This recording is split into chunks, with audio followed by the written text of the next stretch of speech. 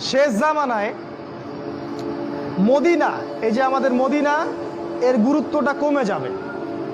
এটা আবু দাউদে আছে হাদিসটা। মদিনার গুরুত্ব কমে যাবে, মানুষ মদিনাকে অতটা মূল্যায়ন করবে না। মানে মদিনা থেকে বিশ্বের সবকিছু নিয়ন্ত্রণ করা হবে না। তখন জেরুজালেমের গুরুত্ব বেড়ে যাবে। ওই ইসরায়েল যেটা দখল করে রাখছে ফিলিস্তিনে, ওর গুরুত্ব পৃথিবীতে বেড়ে যাবে। দেখবেন আজকের বিশ্বের সবকিছু ওইখান থেকে নিয়ন্ত্রিত হয়। মিডিয়া বলেন, প্রযুক্তি বলেন, রাজনীতি, অর্থনীতি, সবকিছু ওইখান থেকে। সারা বিশ্বের মূল জায়গাটা এখন জেরুজালেম।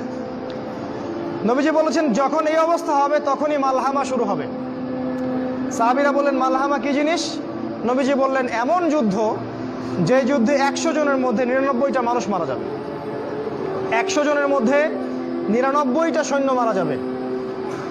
এবং এই যুদ্ধটা হবে ইউফ্রেটিস বা ইরাকের ফোরাত নদীর সোনার পাহাড়কে কেন্দ্র করে। এটা সামনে হতে যাচ্ছে। এবং এই যুদ্ধটা হবে 80টা দেশের মধ্যে। বিশ্বের 80টা দেশ একত্রিত হয়ে যুদ্ধ করবে সামনে। আপনি প্রথম বিশ্বযুদ্ধ দেখেছেন না, দ্বিতীয় বিশ্বযুদ্ধ দেখেছেন, এগুলো এই যুদ্ধের সামনে কিছুই না। এটা হবে পারমাণবিক যুদ্ধ, সামনে হতে যাচ্ছে। এবং প্রত্যেক দেশ 12,000 করে সৈন্য পাঠাবে এই যুদ্ধে। এরা সবাই মিলে যখন এই যুদ্ধে অংশ নিবে তখন এরা মুসলিমদের উপর ব্যাপক নির্যাতন চালাবে।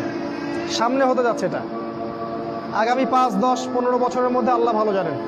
আল্লাহ ভালো জানেন, আমাদের অনুমান 10 বছরের মধ্যে হতে পারে, 5 বছরের মধ্যে হতে পারে।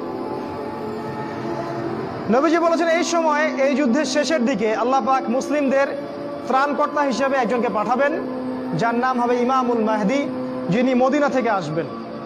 মক্কায় তার সাথে মুসলিমরা বায়াত করবে এবং তিনি মুসলিমদেরকে নেতৃত্ব দিবেন। এবং এই যুদ্ধের শেষের দিকে মুসলিমরা বিজয় লাভ করবে এবং মুসলিমরা কনস্ট্যান্টিনোপল জয় করবে এবং ওই জেরুজালেম তারা আবারও জয় করবে, যেটা ইসরায়েল দখল করে রাখছে।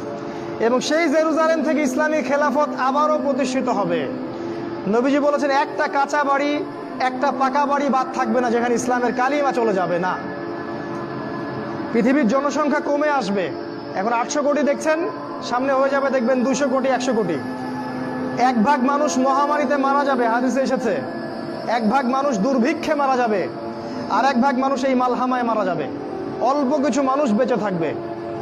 মুহূর্তে একটা দেশ ধ্বংস হয়ে যাবে যখন পারমাণবিক যুদ্ধ শুরু হবে। আমরা তো এখনো স্বপ্ন দেখছি 2050, 60, 3000 বছরের, তাই না? দেখেন সামনে কি হয়, অপেক্ষা করতে থাকেন। এরপর খেলাফা কায়েম হবে এবং এই খেলাফতটাকে প্রতিবন্ধকতা সৃষ্টি করবে ইহুদিরা।